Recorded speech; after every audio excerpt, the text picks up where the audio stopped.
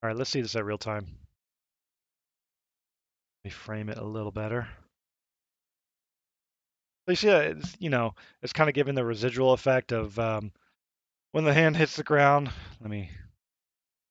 Yeah, so when the arm hits the ground, it kind of shakes a little bit.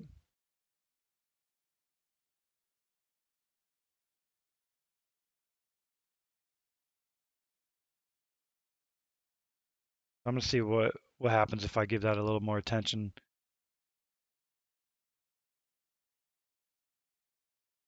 Maybe this in between this pose here on frame 28 that has no keys. Maybe it's could use a little more love, just a little.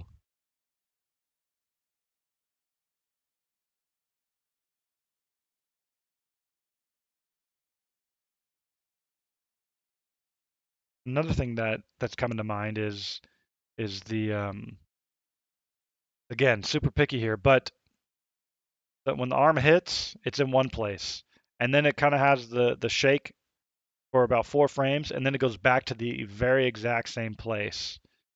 So frame 28 to 31, there's some shake in between there, and then it goes back to the very exact same place on 31. And it might be cool to just mix that up a little bit. Maybe here. I don't know. I'm gonna play with it going just a little different.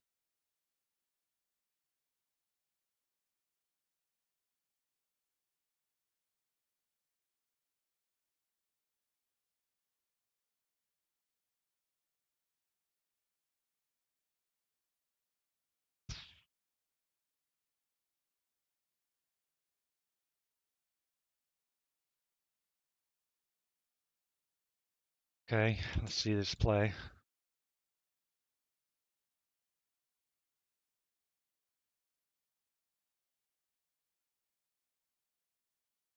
think that's good enough. And then I'll do it the right side. However, I'm also thinking about doing sort of resounding motion in his chest. And I know whenever I do that, it's going to move the arms as well. So it's like, what should I do? Should I work on the arms first or work on the chest? Well, this is a great thing about this program, Motion Builder, is it actually doesn't matter which one I do first. Um, because even though the hierarchy, naturally is like it goes from the base of the character to the chest and shoulders and the arms and stuff, I can actually lock this arm in place so that even when I'm working on the chest, it's not going to move the arm. But I'll do that. I'll do that later. I'm gonna get the other arm looking the way I want it, and then I'll work on the chest and then show how I kind of do that.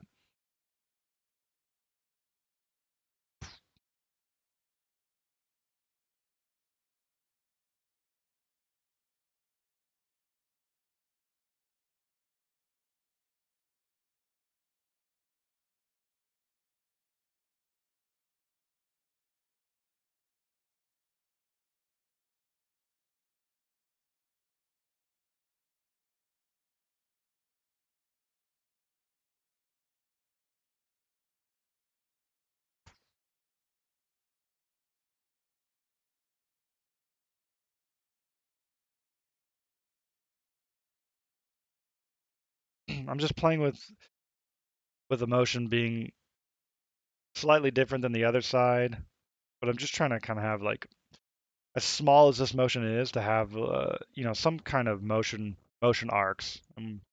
Motion arcs being like I don't want it to just go from point A to point B. I want it to go from point A, point B to point C, and have like some sort of arc in it. Because we as humans, or actually anything in nature, does not move in a perfectly straight line.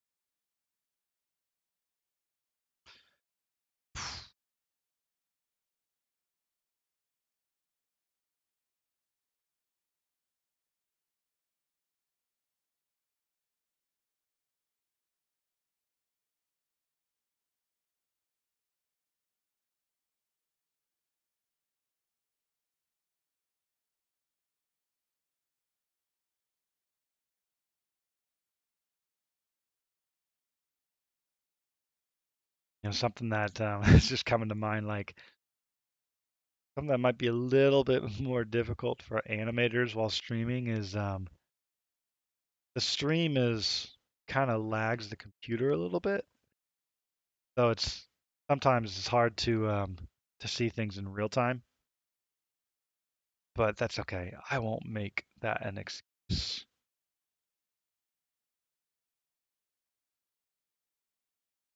All right, let's save this.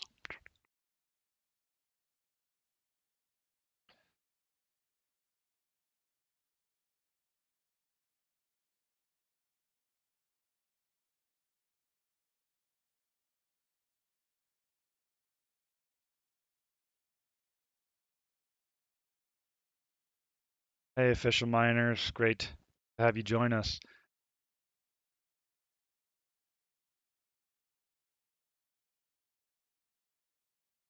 I'm trying to understand your question. Great question of our fellow animators. I think what you're trying to ask is basically like the route that fellow animators have taken to get to where they are, in terms of what schools and stuff.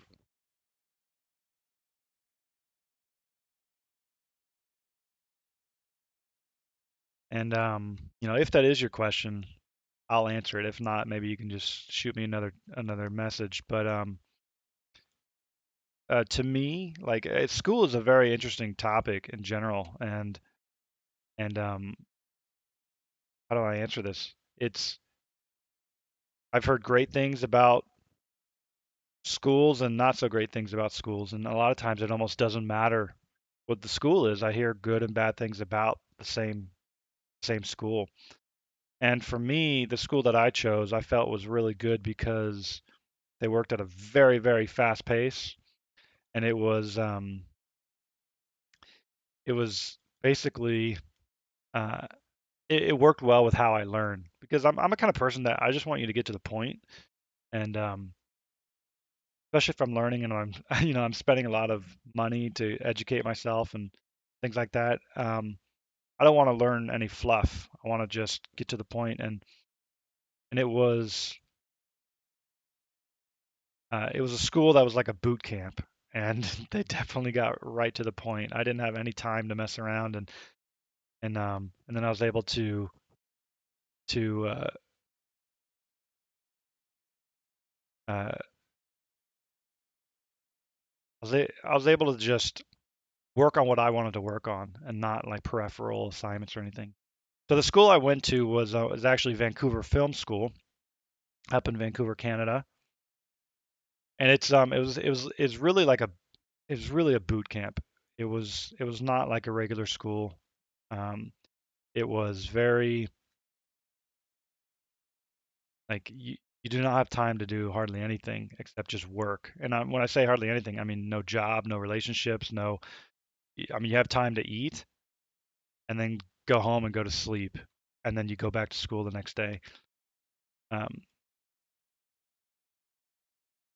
so I'm going to continue my story on the school in just a second. I just want to explain what I'm doing here. So what I'm doing is I'm turning his arm to an IK mode instead of FK mode because this way his back won't affect the arm if I move it. That did affect the arm. So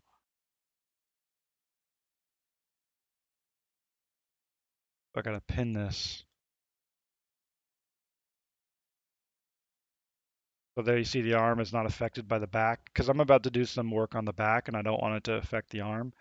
So I just want to explain that's what I'm doing. So so back to yeah, the school Vancouver Film School. It was a 12-month, and this was 10 years ago. So um, I mean I don't know how much things have changed, but it was a 12 months, one straight year of really intense work. And you really had to get straight to the point. And if you didn't really know what you wanted to do right when you got in there, then you could find yourself wasting a lot of your time, which is essentially wasting your money, unfortunately. And I think the people who excelled the most, that doesn't mean that only people who knew what they wanted at the beginning excelled, but I think people who knew what they wanted early on had an easier time excelling.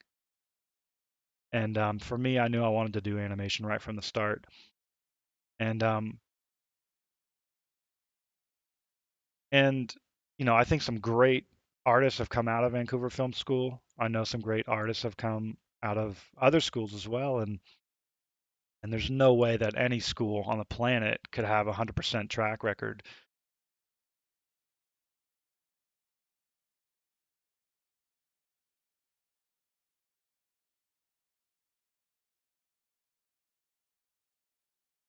But I did enjoy my time at school. Not because I like school, but I like getting stuff done, and I felt like going to school was something I really needed to do, as anybody would. And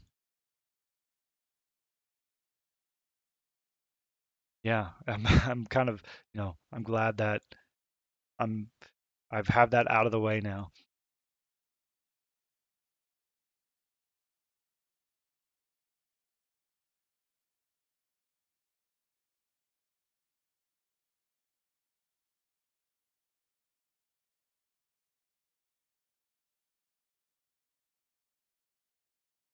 In terms of like best ways to go about making game characters, that's a great question. I would say, um, for me, I've actually never had to worry about that because I just move characters, right? I've never really had to build. I mean, I know how. I've done modeling. I think a lot of, anybody in the industry would have a sense of modeling, a sense of rigging and things like that. But I've never had to actually build that myself. I've always just gotten the character, gotten the rig, and then just made a move. I kind of equate it to,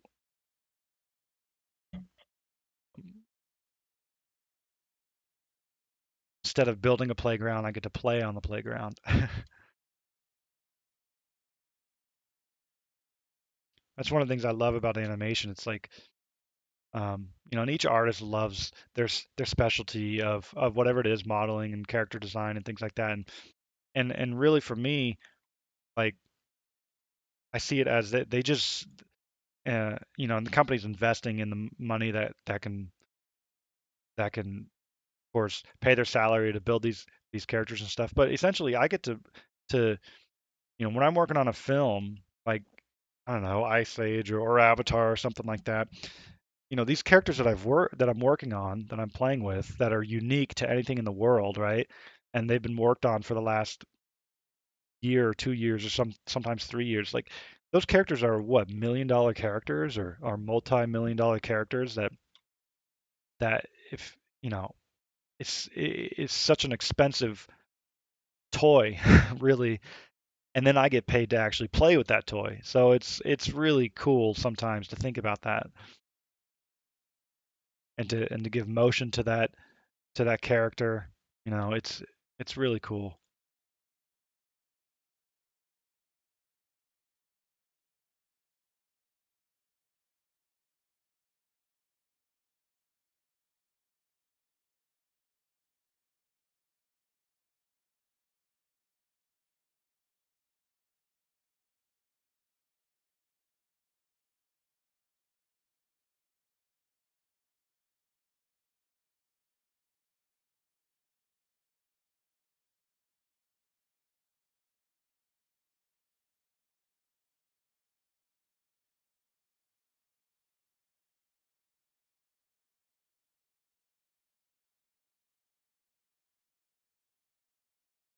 Well, well, thanks, Official Miner, for your comments. Like, it's unfortunate that you had to switch schools. I'm wondering if I'll just say this. I've actually worked, and there's not many, but I've actually worked with two that I can think of, two animators that are amazing, that never went to school. They never